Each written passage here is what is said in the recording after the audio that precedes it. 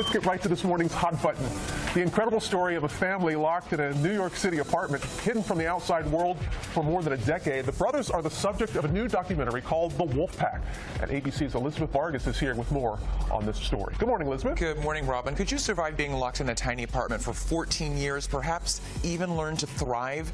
6 brothers and 1 sister did just that. Some of them born, all of them raised, living in a tenement.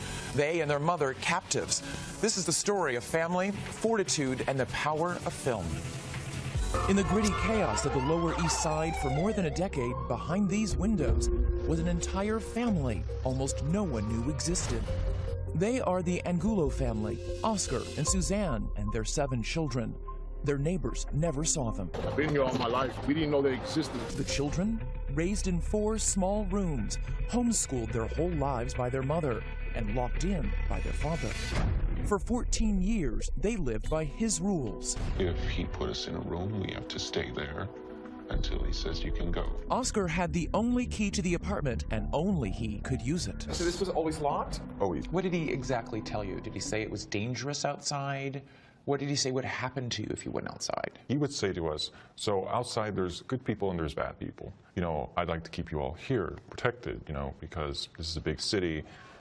There's a lot of crime going on. Their father gave them free rein to just one thing. I don't shine shoes anymore.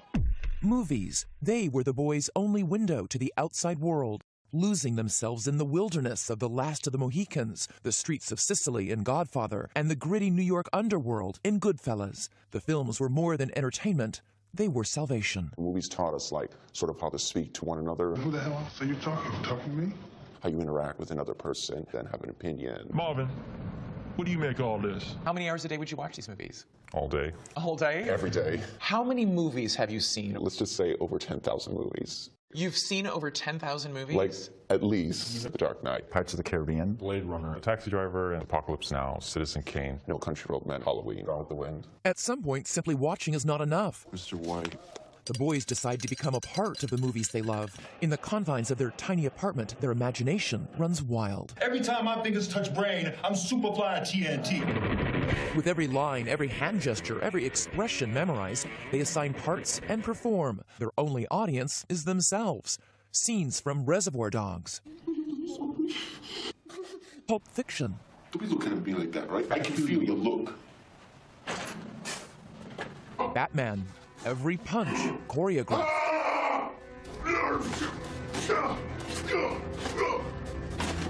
As for the neighbors they never saw, We make up characters out of them. Like, if we hear yelling or, like, loud music, we'd be like, that sounds a little bit like Goodfellas partying.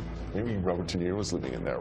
We just imagine a lot. Sort of what you miss out on, you make up in fantasy. until one day fantasy becomes reality. It's now or never. When life inside became too much to bear, and one son found the courage to break free. I'm going to do it now. And a chance encounter with a woman who will change their lives. It was like one kid, and all of a sudden it was 6 of them, and I ran after them. That young woman, Crystal Mazel, would go on to change their life. She made the documentary The Wolfpack, which debuts nationwide tonight. We're doing an hour-long special. It's an incredible story. Where do we start? Yeah, With all the questions that we have for you. Wow. What's their favorite movie? I asked them that. It's an impossible question to answer. They have watched and memorized thousands and thousands and thousands of movies. They reenact scenes. They carefully make props out of garbage. So are they going to use this and become, you know, the next Steven Spielberg? Well, most amazingly, one of the boys, we have videotape of him 5 years ago that Crystal took. She's teaching him how to use a camera, how to push record, what a tripod is.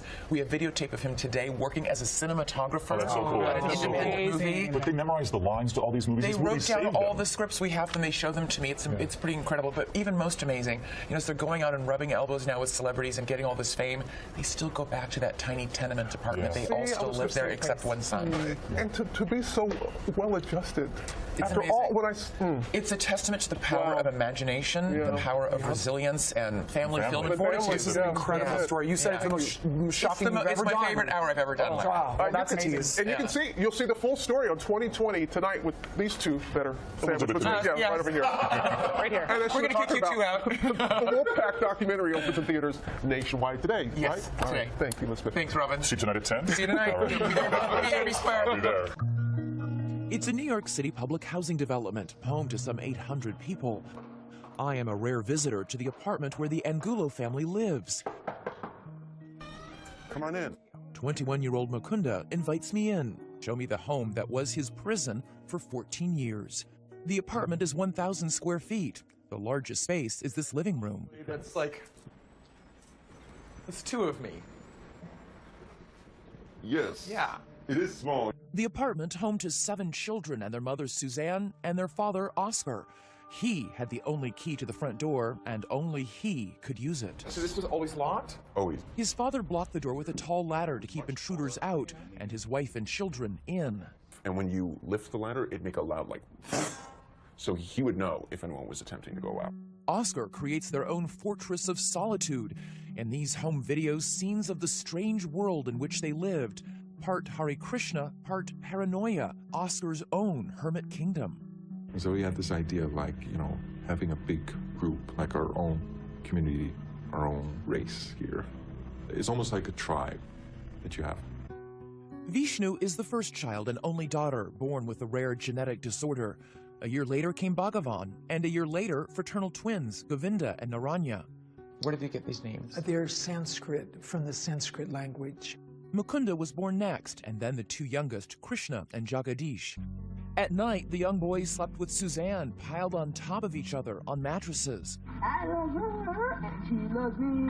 During the day, releasing their pent-up energy, dancing, bouncing, their entire childhood homeschooled by their mother. For the 6 boys, recess was roller skating indoors, back and forth in that tiny hallway. But the most important lesson every day, Oscar's rules. Number 1, the boy's hair was never cut. He always encouraged us to have long hair. When you have long hair, you are powerful. He was like, be a powerful person. Rule number 2, stay inside. What did he say would happen to you if you went outside? He would say to us, so outside there's good people and there's bad people. And I would always explain, I'd like to keep you all here, protected. Here, there were rules about what rooms they could enter. In the apartment, there's a kitchen, a bedroom, 2 bathrooms, and 3 more rooms. But as if 6 rooms for 9 people wasn't cramped enough, the children were forbidden from entering 2 of them. Mukunda says it stems from his father's fear. He banned the boys from rooms that shared walls with the neighbors. He didn't want anyone to hear what we were doing or that we were laughing, or he basically didn't want anyone to know we were here. That's why even one of the 2 bathrooms was off limits. We weren't allowed to use this one, only this one. And this one would just sit empty? Mm-hmm. Nobody used it? Nobody used it. Wow.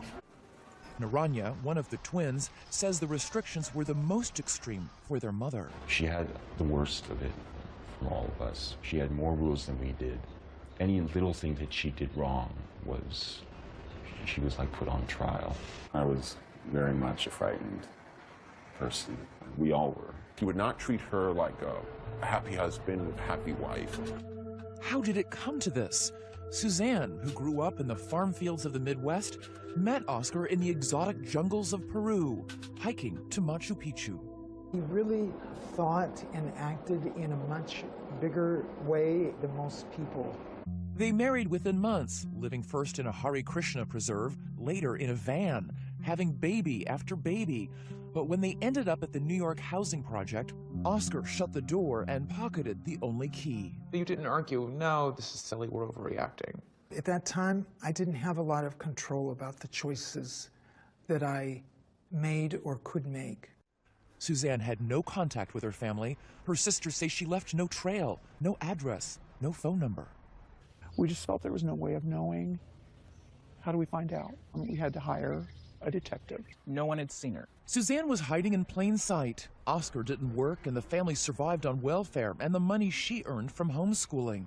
All her time was spent tending to her 7 children inside. It must have been deeply painful to see your kids growing up confined. Well, sometimes it was hard because I thought I wanted them to be out in the fresh air because that's what I did as a child. The children's only view of the wonders of the world were through Suzanne's memories of the life she used to have. When my children were younger, we would sit and look out the window and I could compare it to the view on a mountaintop.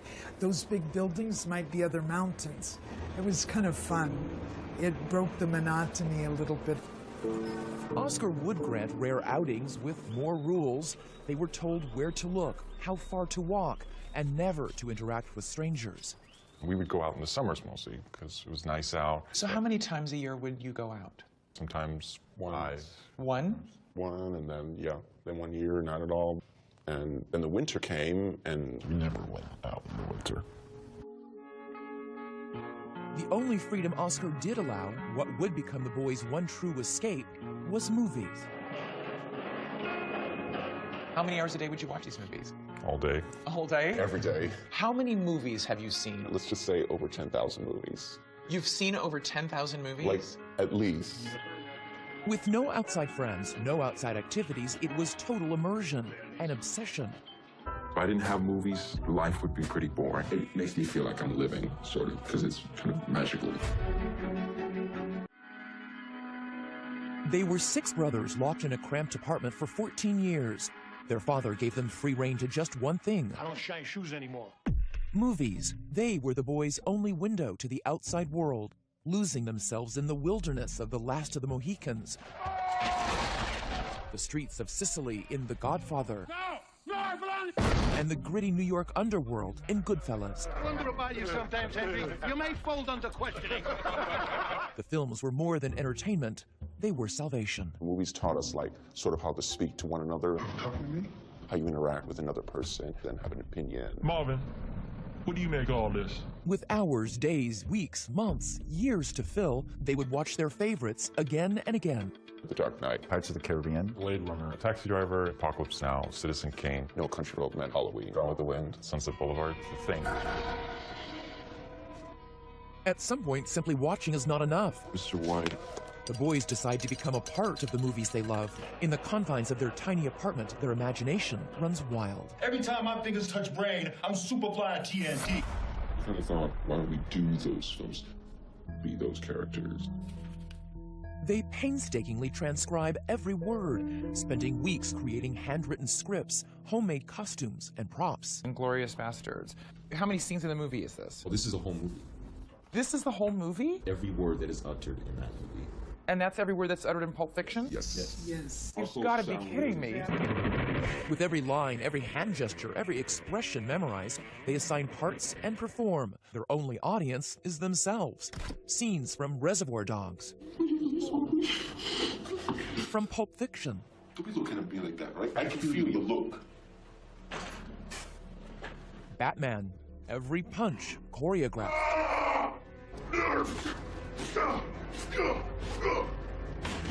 Mukunda is the main prop master, creating costumes from anything he can get his hands on.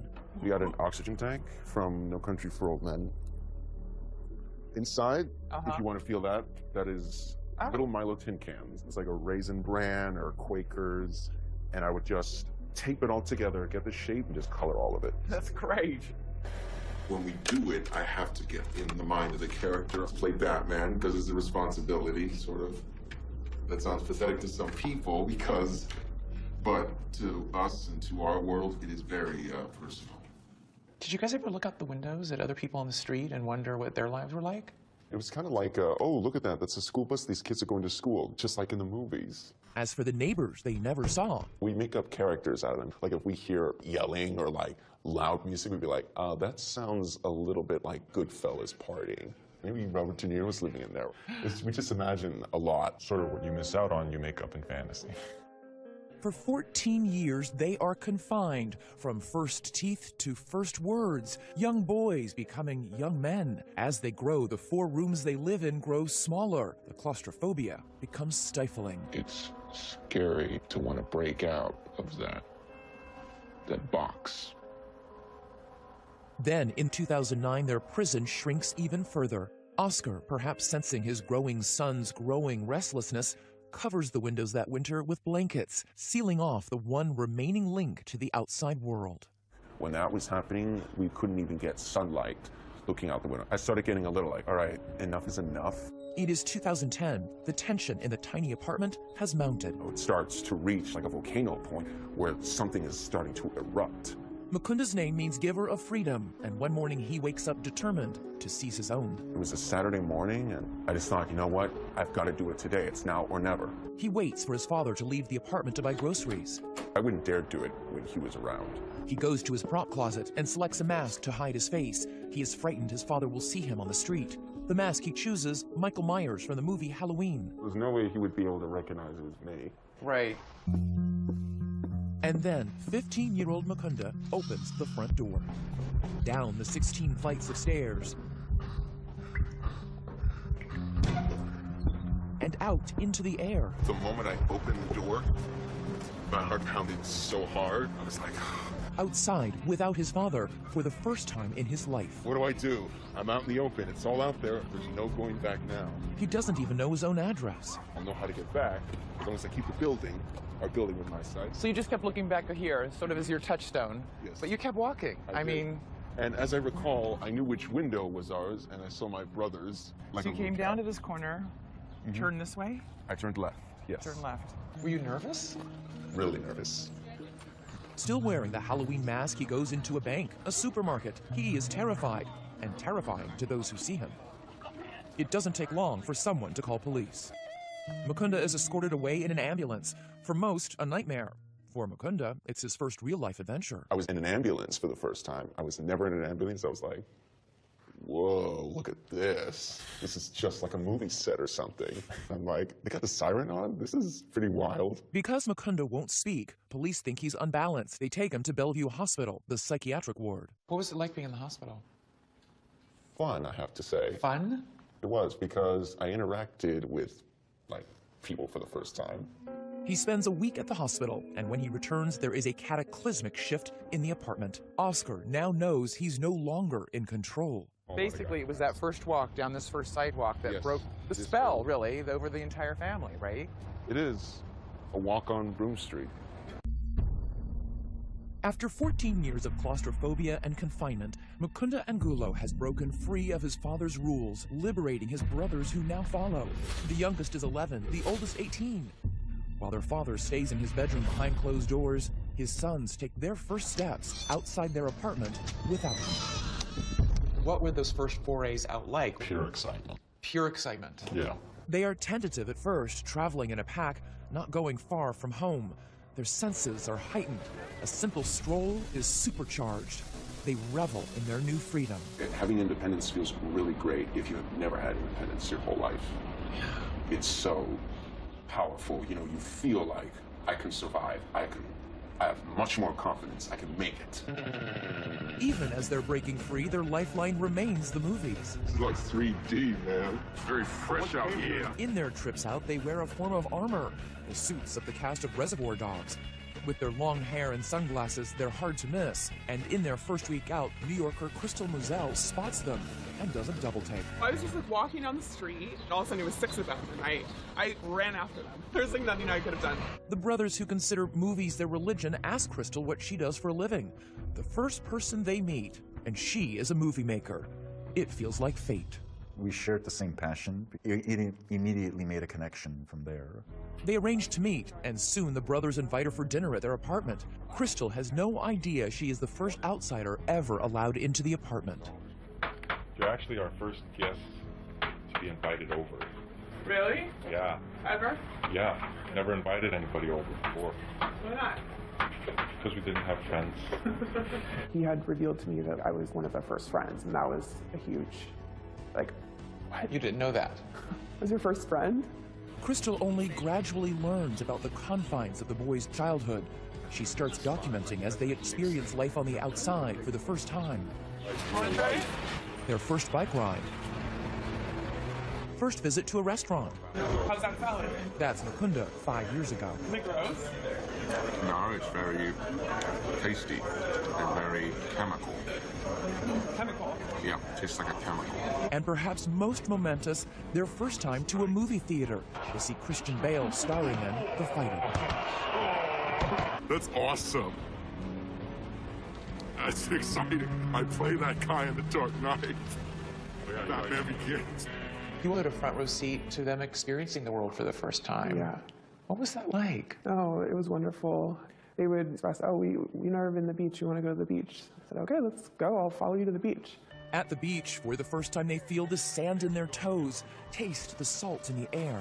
It's kind of like this baptism as they're like crashing into the water for the first time, and it's very beautiful. How did they grow and change as they began to go out and experience life? They slowly learned how to interact with people. Nice to meet you. Nice to meet you. Where are you guys from? The only way I knew how to make conversation with anybody was, you like movies? Yes, I do. What's your favorite? I like this movie. Oh, I like that too. Learning the art of conversation and the art of movie making, Crystal teaches them about cinematography. Tripod. You know, the three-legged. Yeah. That's Govinda, one of the twins, his hair long, dutifully taking notes. And how do you review over what you're recording? There's something that's so open about them that you don't see every day when you're in New York City. Crystal films for nearly 5 years. A friend tells her the boys look like a pack of wolves, and the nickname sticks. All the while, they become more accustomed to the outside world. What were the differences between what you had thought life was like from watching the movies and what you really experienced life as being? One, not everybody's trying to kill you. In the movies, everybody understands what the other is saying, and they have like a reply to it. But in real life, it's like, could you repeat the question? Could you repeat it? Like, I'm sorry, I didn't get that. And not everything's a plan, in other words, in life. And in movies, Everybody's not following a script. exactly. So everything moves slower. You need life to be edited a little bit better, right? Their freedom brings transformation. The youngest, Jagadish and Krishna, changed their names to Eddie and Glenn, and 4 of the brothers cut off their long hair. So cutting your hair off was a rite of advancing. Right, like leaving the past behind. It's like okay, we're starting a new life. This is how I'm moving forward. Who did you see change the most over the course of the time you spent with them? I think their mother. Really? Their mother really broke free out of the situation that they're in, and it was very beautiful to see that happen. I am not finding that place that has the donuts. That's what I'm looking for. You've gone from living where you never were allowed to go out unless Oscar said you could, to now going out every single day. Yes, I feel now like I've stepped back into how I really know myself. Do you have regrets? Do you wish that you had claimed that part of yourself sooner? In some ways I have regrets, but in many ways it's been a journey for me. And I feel like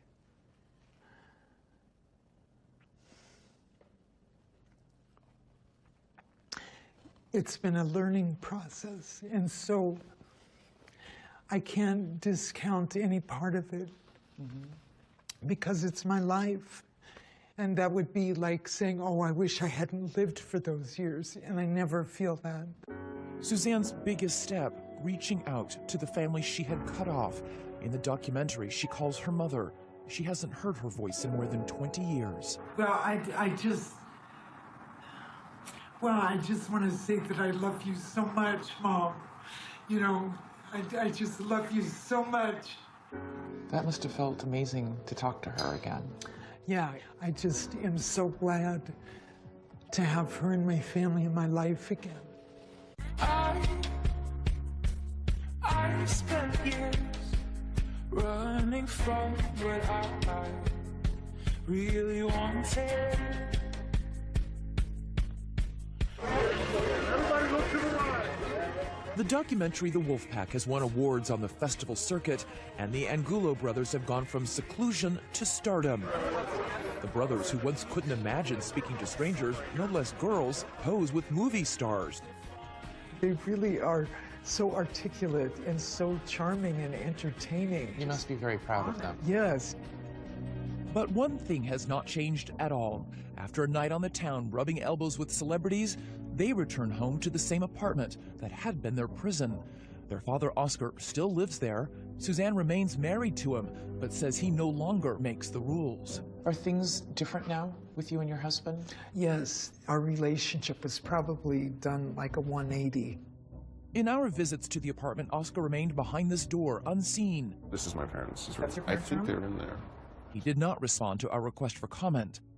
The relationship between Oscar and his sons is irreversibly damaged. Only one brother now speaks to him. The others, like Naranya, are desperately saving money to find a way to move out. I have no interaction with him at all. As far as I'm concerned, he's dead. I'm trying to move out because living under the same roof just haunts me every second. Naranya's twin brother Govinda feels differently. I've grown to kind of forgive him, because if I was always living in regret and just hating on the way things were done, I probably wouldn't be able to move on. 22-year-old Govinda is the one brother who has scraped together enough money to move out. Hello. He shares an apartment in Brooklyn with 3 roommates. This is sort of the general movie area. The wall is adorned by a poster of his favorite movie, Taxi Driver. De Niro, who was one of my all-time favorite actors.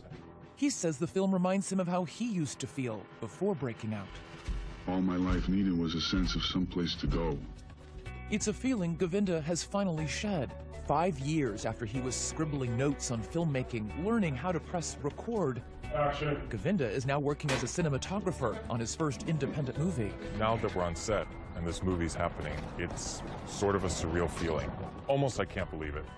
After years inside, all the brothers have been making up for lost time, eagerly pursuing their passions. Naranya works as an environmental activist. I spent a lot of time going to rallies, going to protests. Eddie, the youngest, is an aspiring musician obsessed with 80s music. Bhagavan, the oldest, is a yoga instructor, and he's a teacher with the New York Hip Hop Dance Conservatory. 2.5 years ago, if you asked me to dance, I would not do it. I was very self-conscious, so hip hop dance it allowed me to be more comfortable. And Mukunda is working as a production assistant. He's also directing short films. And action, let's see. This one stars his family. Look directly at the camera. Wave. Cut. That was good. Moving on. And all the brothers are still obsessed with the movies, what got them through the darkest times. So we decided to make a dream of theirs come true. We organized a lunch, making sure to hide what was really on the menu. A surprise introduction to a man who was their lifeline in those dark days locked in their apartment. Hey guys, I need all your attention for 1 second. I have somebody I want you to meet. Wolfpack, meet Robert De Niro. Their reaction, Oscar-worthy displays of shock. Robert. Mr. Robert De Niro, it's an honor to meet you. Robert. Mukunda. They're tongue-tied, starstruck. Naranya. We were just talking about you. And after they sit to break the ice, Naranya asks the question Crystal taught them to use when they first started talking to strangers. What are some of your favorite movies? I like, Lawrence of Arabia, On the Waterfront. What's the one with Montgomery Clifton, Elizabeth Taylor? Place in the Sun. Place in the Sun. Wow. You've seen more movies than I have, I'm sure. Just days before meeting Robert De Niro, the boys had actually filmed a tribute to him, dressed in character, down to the mole on his cheek, reenacting their favorite scenes. Get it out of here, right? I don't care where you got it. Just bring it on back from where you got it. Never rat on your friends, and always keep your mouth shut. You don't hear the word no very often, do you? I hear it all the time. It's more like, no, please, no. Why didn't you make your payment last week? What are you talking about? Yeah, I made my payment last Tuesday. What are you talking about? You guys know the films that I've done better than I do, probably. That's right. They're all smiles for their photo op, and for the Wolfpack, a simple cheese won't do. Everybody say Johnny Boy. Johnny Boy. Where's that from? Main Street. Once their idol leaves, Bye. the brothers erupt in joy and disbelief. Please get in here. Hey guys. Oh, I'm so glad. You are so well going. I'm going to remember this forever. Another impossible dream is about to take flight. The Wolfpack brothers are boarding an airplane.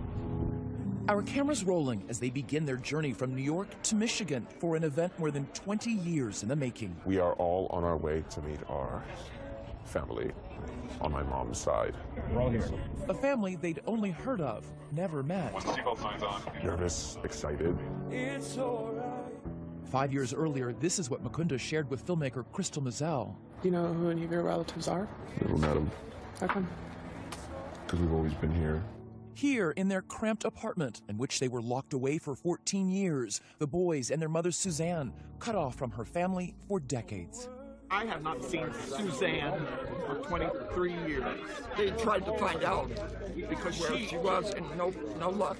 It's overwhelming. If we thought Suzanne was dead, the love has not stopped. And now 2020 has arranged for everyone to meet. Here we go. Ready. 75 miles from Chicago, a first glimpse into their mother's past. So this is how you grew up, all Yes. this land. So Used to play in woods like this and build forts. Their destination? A little town on the shores of Lake Michigan called Three Oaks. Its entire population is barely double that of the Wolfpack's housing complex. Suzanne's family has prepared a classic Midwestern picnic, tables loaded with food. They even made Wolfpack family t-shirts. And as the car pulls up, yay! The enormity, the power of this moment is overwhelming. Shoot. Look at that, there's everybody. Look at that. Wait, I can't see. Oh my gosh. Oh dear. Oh my God. That's a lot of people. The brothers who quietly endured so much to make it this far must gather the strength to take that final step. Bro, hold my hand. I need your hand. Oh my God. Let's go. Okay, come on.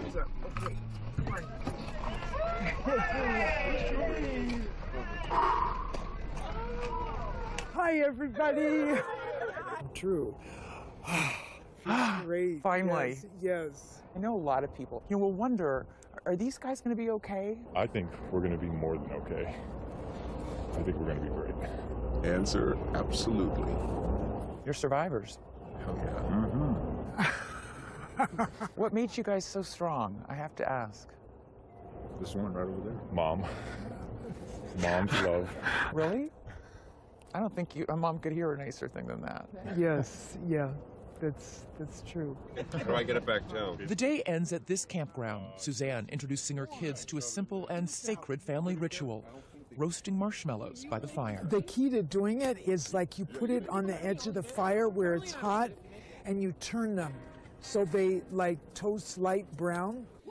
At long last, the Wolfpack are back in the wild. Their future as wide open as the night sky. I spent years running from what I really wanted. Nobody's been impacted negatively by that experience of having to be inside all that time. Well, no, we don't have time for that. We don't like, hey, life's too short. Live it up. Just live it up. Live every moment.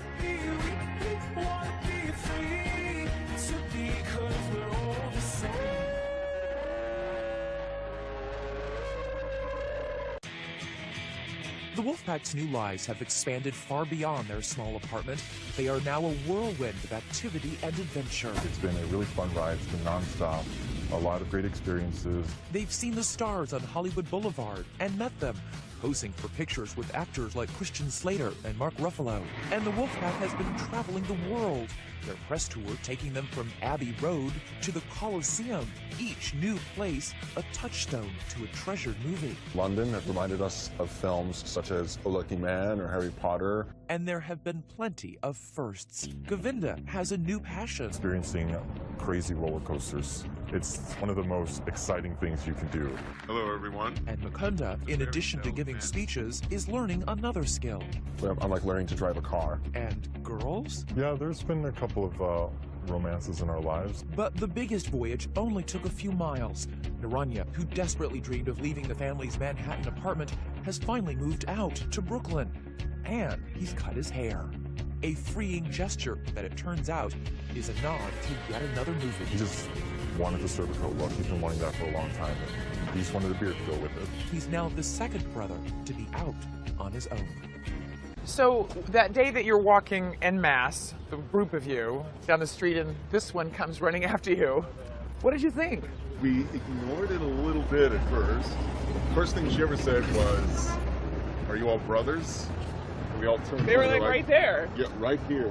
And then she was like, "Where are you from? Who are you?" "Oh, you're into us." When did you find out that she's a filmmaker? Oh, our brother is with me. You want to take over? He said, "Wait, what is it that you do for a living?" And I said, "I'm a filmmaker." And then you said, "We're interested in getting into the business of filmmaking." And I think that's sort of And at that point, you stopped trying to cross the street and turning your back on her after you answered her questions and really engaged. And I really remember this specifically, Crystal saying, "We should keep in contact. What's your number?" You're like, "I kind of don't remember my number. Let me give you my card. Let me write my number down here." And so who called her? I called her first, and then How long did you wait? I think it was a few days afterwards. Then we called and we got back to her. Gotcha.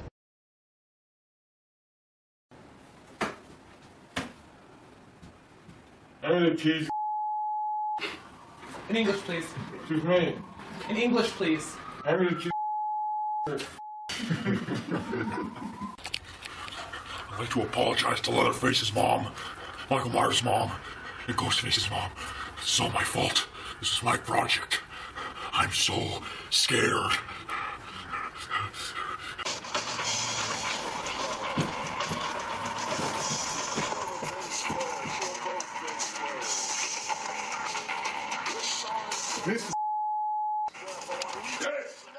What's in the case? My guitar.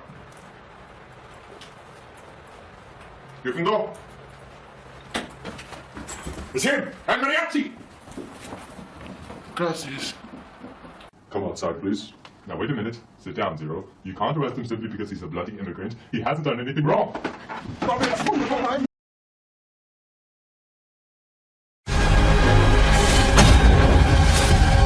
A deadly web of secrets and lies ensnares an unlikely group of people. It was a good marriage. We thought it was perfect. Double lives and hidden truths end up buried in a shallow grave. You didn't know this, but she had a boyfriend.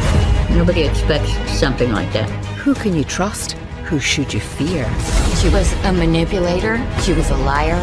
He was extremely jealous. He was installing cameras all over the place. And when secret lives are revealed, He wasn't successful, he didn't have money. He was portraying himself to be somebody that he wasn't. It was all fake. it leads to a vicious and despicable crime. The body pretty badly decomposed. To get to the truth, detectives unravel a sinister story of lies and deadly deceptions. The whole point was to push that first domino to get all the rest of them to fall. That's exactly what happened.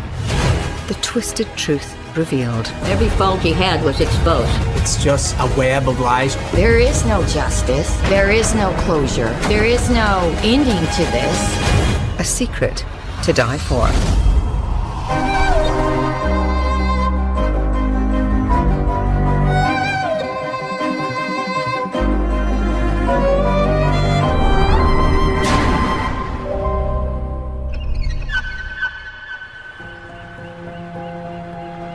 Halfway between Los Angeles and San Diego, the city of Murrieta, California.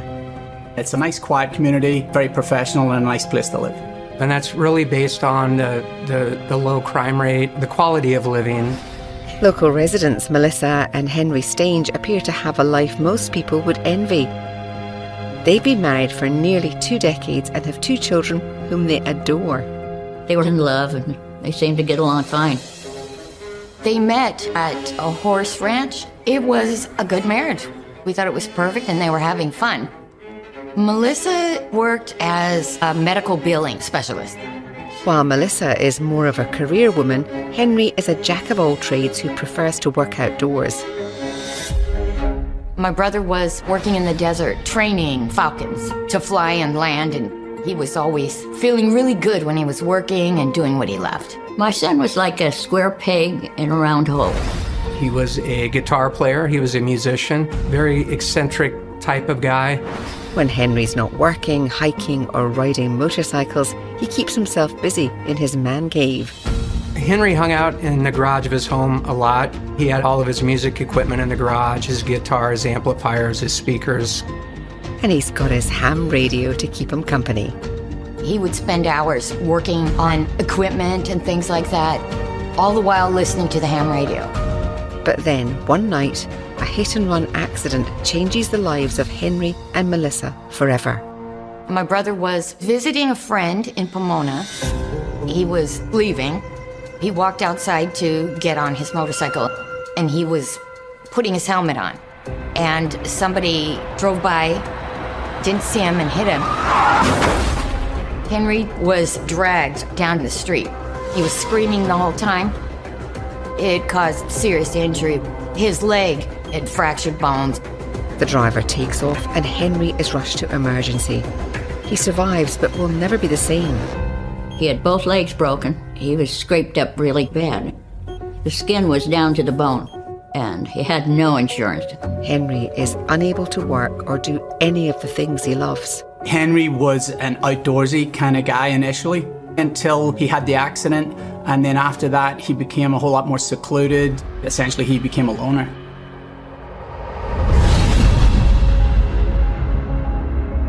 As time passes in Southern California, things only get worse for Henry. The pain becomes unbearable. That's when the problems were starting.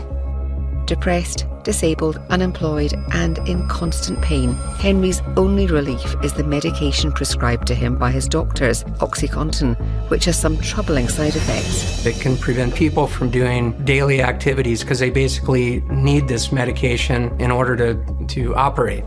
They are unable to have a normal life. They can't get a job. It can be devastating. It's not long before Henry is dependent on and overusing the powerful opioid. I think they gave him that OxyContin like it was candy. Henry keeps his growing addiction to painkillers a secret, but it begins to take a toll on their marriage nonetheless.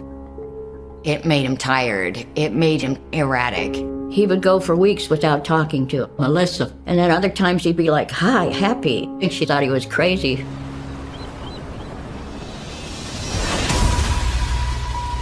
As Henry's prescription dependency overpowers his life, the once happy couple begin fighting on a regular basis. It gets so bad, the police are called in. Henry and his wife did have disturbances. If I had to guess, I would say we responded to their home 6 or 7 times regarding those problems. Melissa confides in her mother, Valerie, about the problems they're having, and Valerie reveals a secret of her own. She didn't like him. She wasn't happy about the marriage in the first place. She had nothing positive to say, but rather believes that he's just not a good husband. Months pass, and Henry can no longer hide the severity of his drug addiction. I think everything just kind of blew up.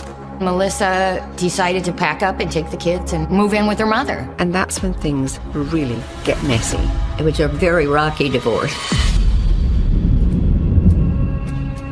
Until the divorce is finalized and custody of the children is settled, Henry continues to live in the family home, but he's not working, so Melissa pays the bills. I believe Melissa paid the mortgage and was ordered to pay the utilities. Meanwhile, Henry is flat out broke. He probably got some kind of checks or money from an assistance program. He was not able to support himself very well. He couldn't.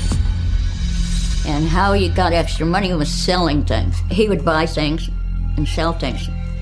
Electronic equipment, welding equipment, stuff like that. That's not all he's selling. The abundance of pills prescribed for his painful condition are a valuable and desired commodity. Henry was selling Oxy on Craigslist.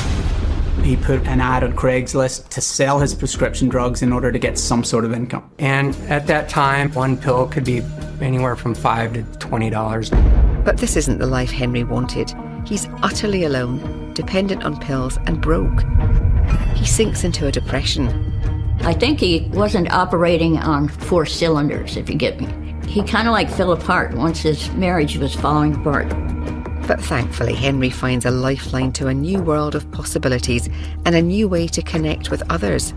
Ham radio.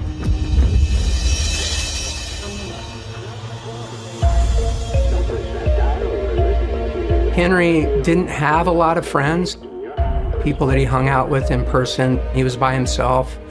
So I think the ham radio for Henry was an outlet.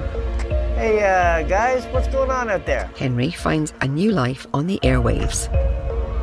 I think that's Henry's only lifeline at this point. We knew he was in deep with the ham radio, but we just thought it was a fun hobby for him. But it becomes more than just a hobby. Hey folks, I'm back. It's Henry. I just got out of the hot tub with some of my fabulous friends. Who out there has a hot tub? Henry makes the most that he can of his new life. He creates an entirely new and fictitious identity for himself. He had a ham radio channel that he specifically was on. He even told us he had this show and it was called The Henry Show. He lives at home on his own. He's totally secluded. But once he gets on that ham radio, he's a superstar. He can be whoever he wants to be. He can embellish whatever story he wants to embellish. Henry doesn't have to be a broke, divorced, unemployed man with a bad leg who's living in his ex-wife's home. Over the airwaves, he's a successful, wealthy businessman with powerful friends who hangs out with celebrities. That's how they did it there. Everybody had to have the best, most exciting life. But Henry's new broadcast personality is outspoken and often crude, offending many people. Take some responsibility for your own lives, okay? He was very eccentric. He would kind of ramble on about strange things on the radio. He kind of felt, I think, in his own mind that maybe he was some kind of like radio personality. And Henry won't give anyone else a chance to speak. He's infuriating a bunch of other people because once you key that mic, guess what? They don't get the ability to transmit. He's taking up all their airtime for everybody else that wanted to get on and communicate. Not only does he clog up the airwaves, some of the things he says are extremely divisive. The people who were on his side pushed him along to be even more obnoxious, and the people who didn't like him would talk about the politics or any beliefs or his conspiracy theories, any of that. They just fed off each other. The people who liked my brother loved to hear what he was going to say and how things were going to be and how obnoxious it would get. And the people who hated him, they were on the ham radio to get their voice in there too. So it was even more obnoxious. Exactly, that's what it was. Vulgar. You're not making any fucking sense. The whole ham radio was vulgar. Pretty soon, Henry is the starfighter in a clash of airwave egos. Henry made a lot of these ham radio operators angry. And the hatred for Henry isn't confined to the airwaves. Grievances against Henry hit the internet, and the comments are nasty. Henry, make society better. Stick the gun in your mouth and pull the trigger. Someone please post a picture of Henry Stain so I can fantasize of smashing his head into the ground. The horrible things they said about him should not have been allowed. It just turned into a toilet. Leading the charge against Henry are two eccentric brothers who are offended by what he says and does over the airwaves, and they let him know. The Martin brothers were kind of the leaders of this movement to stop Henry from messing up the airwaves. They were somewhat transient. They had an RV. They kind of traveled around Southern California, anywhere from LA County all the way out to the desert. They take this ham radio group really serious. Like, it's their way of life. They are literally on this thing 24/7. The Martin brothers posted a lot of the threatening messages to Henry. They talked about finding Henry, coming to his house. Their disdain for Henry is so great they dig into his personal life and discover it's all a lie. The Martin brothers did some research on him and found out that he wasn't employed, that he wasn't successful, that he didn't have money, that he didn't have all these things that he said he had. So he was portraying himself to be somebody that he wasn't, and they were calling him out on it. In a crushing and embarrassing blow to Henry, the Martin brothers expose his secrets to the world. They made fun of his lifestyle, they made fun of his disability, they made fun of his living situation. They had a genuine dislike for him. Now they were saying he was a deadbeat and blah, blah, blah, blah. Every fault he had was exposed. They even take it further and make it more personal and more dangerous. They would take pictures of his home, his address, his date of birth, pictures of his car and license plate. Whatever personal information was out there, they could find it. Ripping apart his illustrious illusion and any privacy, they post all of this information on the forum and announce it on the airwaves. It made him vulnerable. Henry is no longer an anonymous voice on the air. He's now a target. He really started to get concerned. He was worried some idiots were going to threaten his life. They couldn't take it.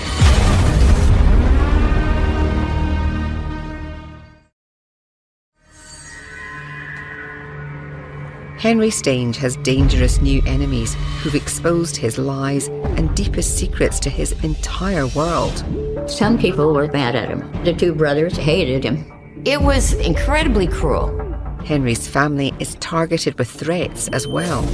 I started getting phone calls. They wouldn't say who they were. They would threaten me, and they would also threaten Henry. As the attacks get more personal, Henry wonders how they're getting such intimate details of his life. He would hear personal information on the ham radio, information on the divorce. But who would know his most intimate details besides a family member? He had to come to the realization that some of the information that was being told on the ham radio by the brothers could only come from Melissa's family. I think they had connections with people on the ham radio. And Melissa's mother is just as angry as she is. Henry and Melissa's divorce is dragging on much longer than anyone thought it would. It's causing a lot of extra stress and financial burden for her daughter. It was not an amicable divorce by any stretch of the imagination. It was court ordered that everything was supposed to remain the same as far as bills, mortgage payment, just like it was always. But she wasn't paying the bills. So his lights would get turned off. Making things as difficult as they could with Henry's life now. When the divorce got ugly, it got ugly. They ultimately even got restraining orders against each other because they couldn't see eye to eye.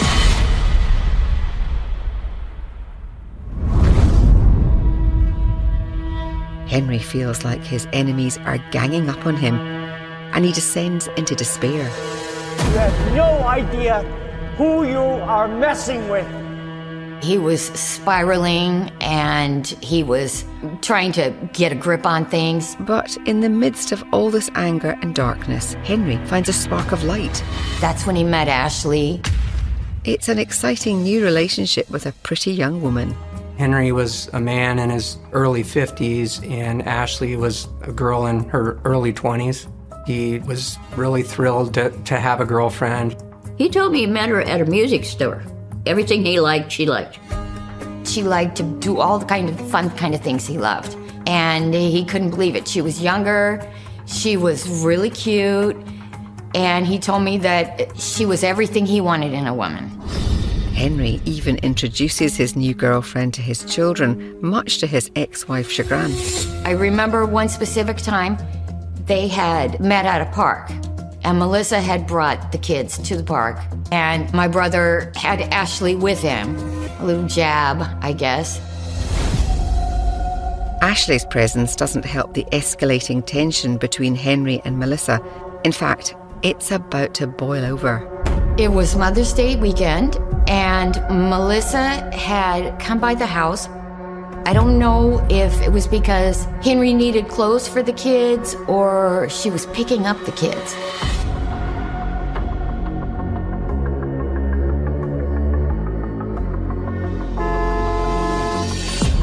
She broke the door open. I think between the two of them, she was a violent one. They were yelling back and forth at each other, and I think my brother said, "You can't be on the property. We have a restraining order." He called the police. While he was on the phone calling 911, she ripped the phone out of the wall and threw it on the floor. And in California, that's against the law. When you take a phone out of the wall or interrupt a call to the police, it's an offense. It ends badly for Melissa, who's arrested and spends Mother's Day in jail.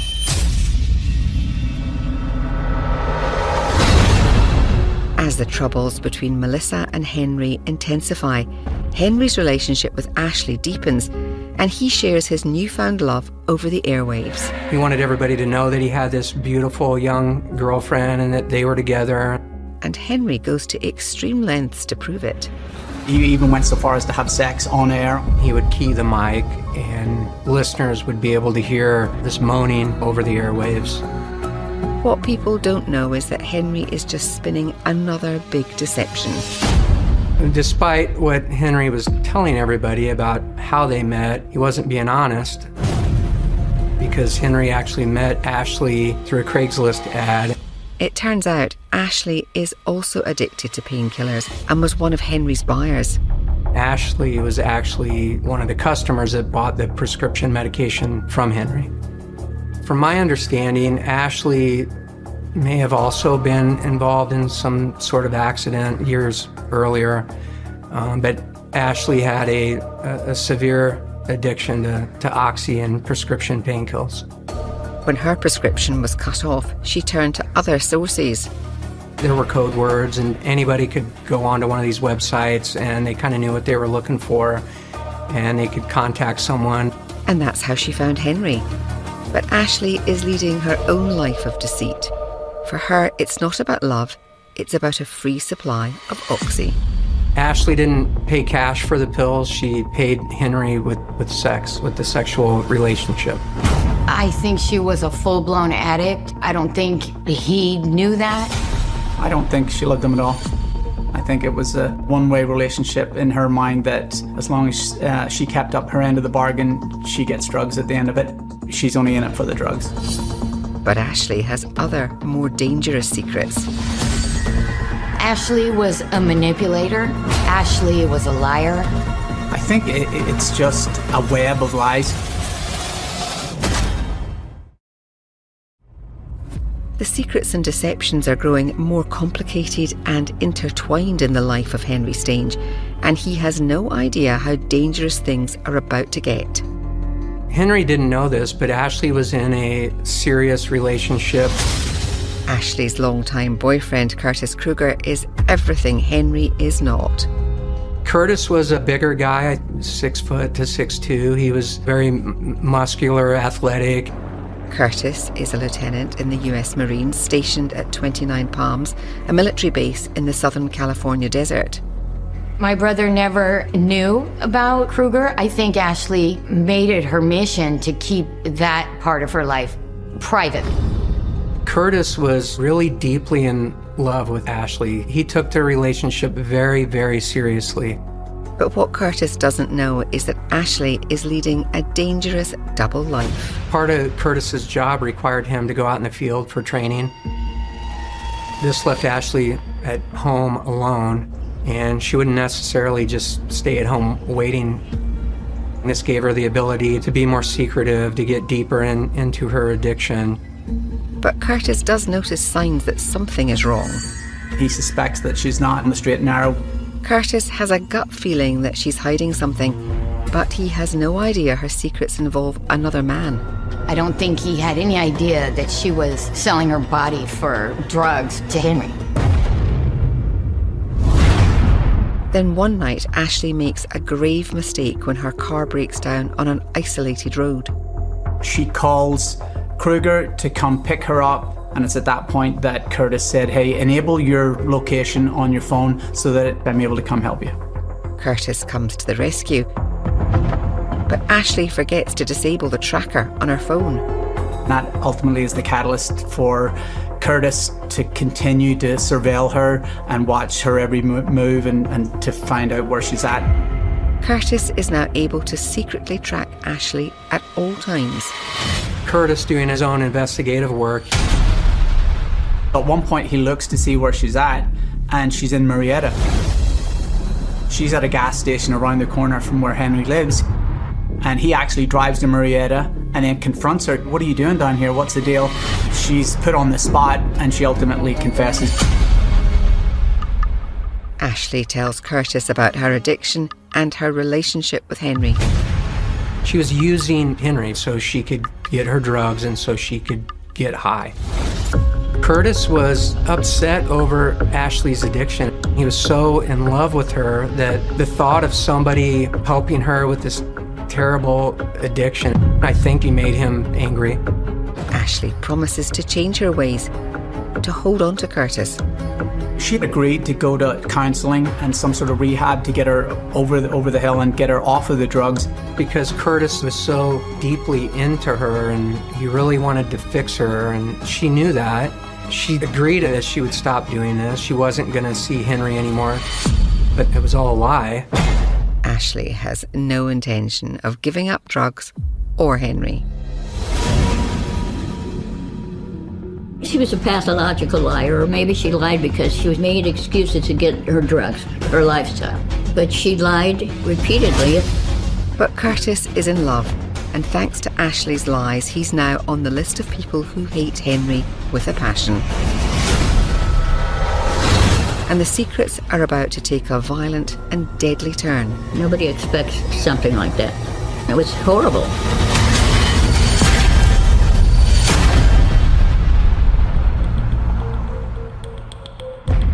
Ashley promises her boyfriend Curtis that she'll stop seeing Henry. But she's leading a double life. Even though the relationship had been discovered, Ashley didn't stop. She kept doing what she was doing. She would still go out of her way to hide things and keep things secret. Meanwhile, Henry is blissfully ignorant of Ashley's other life with Curtis. My brother loved Ashley. I think she used Henry and she made him feel like she was in love with him, even though she wasn't. It was all fake. But then things take a nasty turn. And Ashley discovers a horrifying secret. Ashley didn't hear anything from him for 2 or 3 days. So she went over there to see if he was alive. And he was alive, but still just becoming conscious. Someone had broken into Henry's house while he was sleeping on the couch. He just woke up to someone attacking him. He was being bludgeoned. Someone hit him in the head with the hammer. Henry didn't see who attacked him, but he's grateful Ashley arrived in time to save him. I had said, you have to go to the hospital. Why would you wait so long? He said, don't worry. Ashley's here. She's taking care of me. She bought special Band-Aids, and she's going to get me back to health. Although he doesn't remember much, Henry does remember one thing about the attack. He saw someone running out the door. He could swear he saw a woman running. This gives Henry a pretty good idea of who is responsible. He thought that potentially it could have been his ex-wife that wanted to harm him. When the attack happened, the divorce was getting very ugly.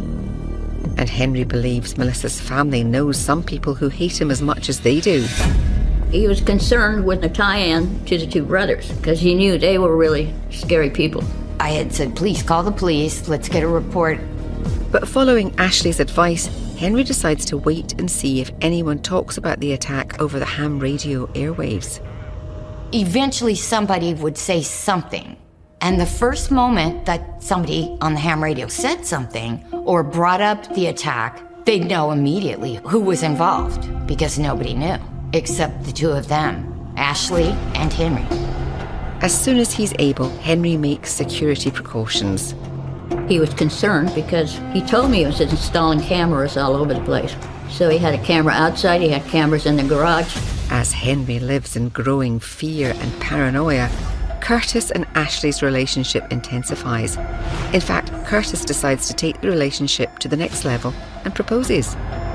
They talked about getting married. They talked about having kids. They talked about, moving to the East Coast.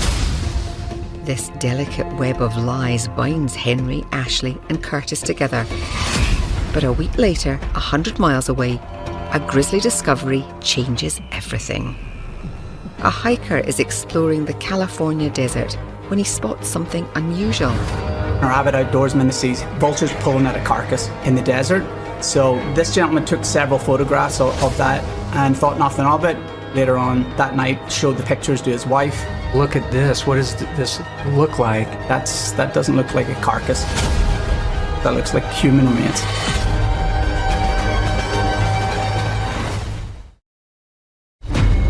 It's a gruesome discovery. Authorities are immediately called to the scene.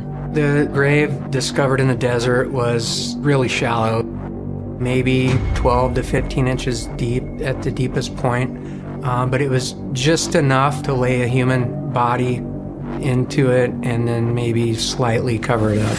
It definitely appeared as though it was a rush job. They didn't take the adequate time in order to bury it deep enough to cover your tracks, and that's ultimately what led to the discovery. The body was pretty badly decomposed. The temperature and the elements out there was really hot. The torso was partially buried, partially exposed due to the animal activity having unearthed it, so it was in pretty bad shape. But one thing is clear, this death is no accident.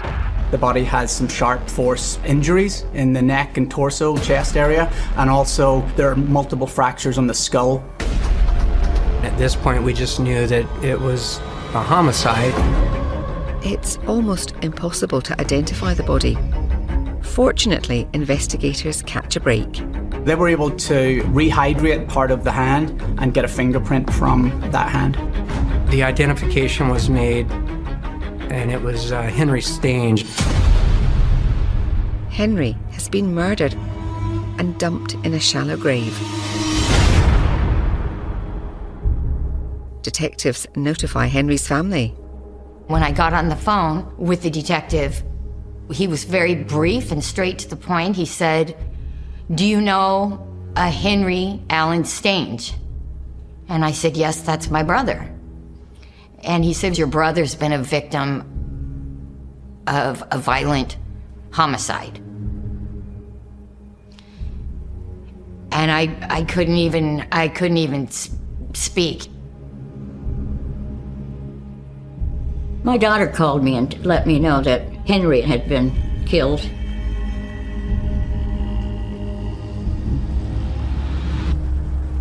And now the investigation begins. At this point, we don't know where the homicide took place. Police search Henry's residence for clues. They go through the house, they're searching room to room. Ultimately, they go into the garage. The second they step foot in the garage, they know something is wrong. The blood in the garage was still visible. It had coagulated. There were large pools of blood. There was blood spatter on all the walls. It was all over the place. It looked like a pretty vicious crime scene. But there are no clues to point them to the killer. There was no physical evidence at the crime scene. There was blood. There was no DNA. There was no fingerprints. Not only that, all of the cameras and the hard drives Henry installed for his safety had been removed. They had been taken. So whoever these people were, they did a good job of hiding what they did. With the likely murder location now known, the Murrieta police investigation hits full speed. Based on electricity bill, there was no more energy consumption after the 23rd, 24th of May. So that was somewhat of the time frame that we believe that Henry was murdered. Now detectives need to find out who's responsible for this heinous crime. Initially, what we do in those circumstances, we do a deep dive into Henry Stange. Detectives look into Henry's background and find their first person of interest, his embittered ex-wife, Melissa. They were having a vicious divorce, and there had been a lot of friction. Not only was it violent, it was getting expensive. The house that Henry lived in, the ex-wife still paid the mortgage on it because he did not provide any income. That might have been a reason why she might have wanted Henry gone. And Melissa's behaviour captures their attention. My brother wasn't even cremated yet, and they were selling every single thing of his of value. Why are you doing this? Why are you selling everything? And because of the history with Henry and his ex-wife, we had cause to look into her as a suspect. Hearing that news upon his murder, she seemed genuinely upset. She showed all the appropriate responses that one would, that if they were genuinely shocked at the fact that he was murdered. She didn't really give any reason to second guess what she was saying. Police rule Melissa out as a suspect, but their attention quickly turns to another family member who had allegedly been making threats against Henry. There was actually messages on Melissa's mother's page. I just didn't know what to believe, if they were going to talk that viciously about Henry. Melissa's mother, Valerie, becomes a person of interest. It was ugly enough that none of this was making sense anymore. His mother-in-law was making him lose face, saying the house wasn't even in his name, and he had his wife put in jail, making him look bad. She had a dislike for Henry based on the fact that he was mistreating her daughter. She was asked outright, well, if you didn't do it, could you have asked somebody else to do it? And adamantly, she said no. Once again, investigators find the answers genuine. Their gut instinct tells them the family has nothing to do with it. Instead, they turn their focus to Henry's hobby and find a new lead. Turn off the fucking radio and go fucking do your shit. You know, Hank, unless you're grabbing a razor blade and you're slitting your wrist, then no one cares what you're doing. They discover it wasn't only his ex-wife who hated Henry. He also had some online enemies. The Martin brothers really had it in for Henry based on the communications back and forth between both of them. They would text back and forth and send images. They went so far as to send a milk carton with a picture of Henry decapitated. They really had it in for Henry. The Martin brothers emerge as the most likely possible suspects.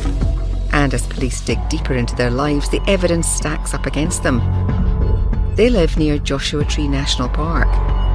That was very coincidental, being in the area where Henry's body was discovered.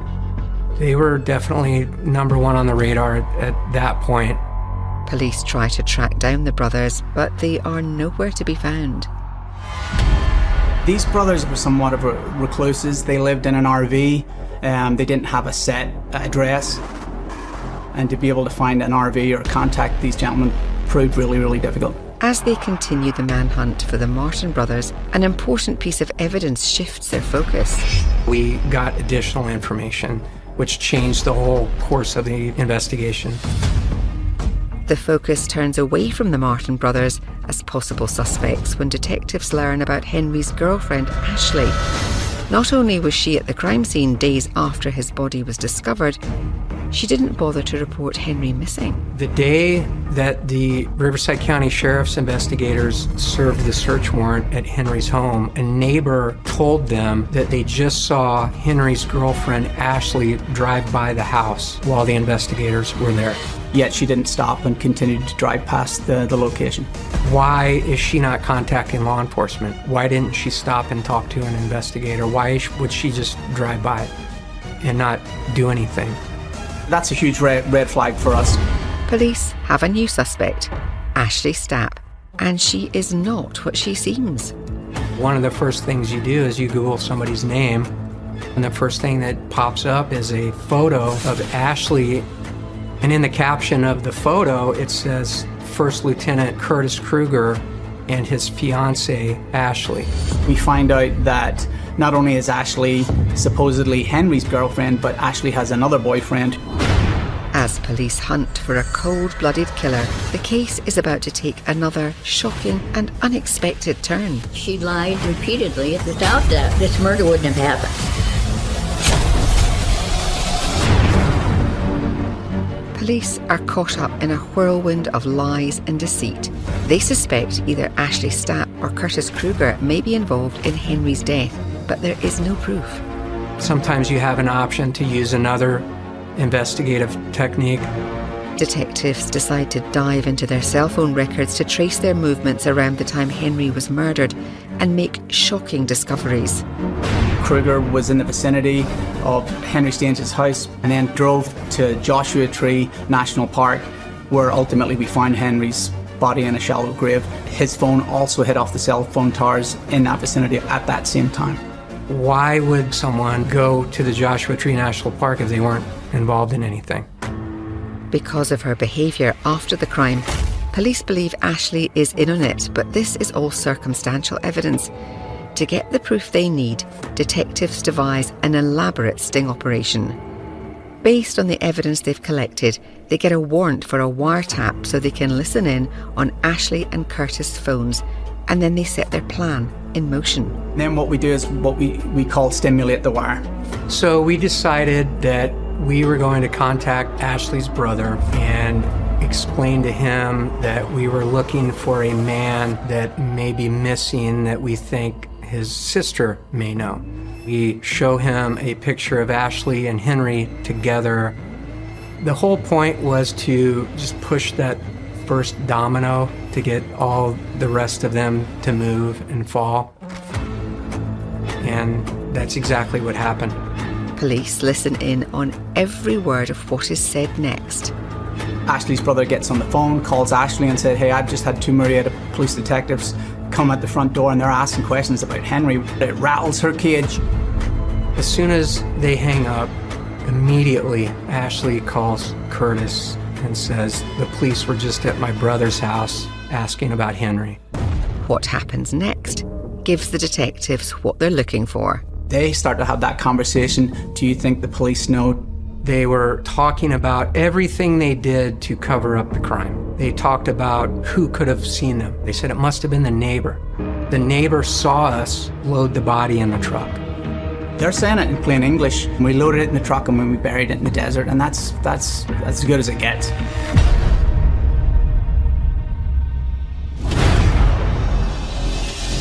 police arrest both Ashley and Curtis and charge them with murder. And we finally thought we were going to get some form of justice. But it's not that simple. Ashley and Curtis insist they're innocent, and despite the overwhelming evidence, it's not enough for a slam dunk. We didn't actually have any smoking gun. We want to get more. We want to get the icing on the cake. So prosecutors offer a deal.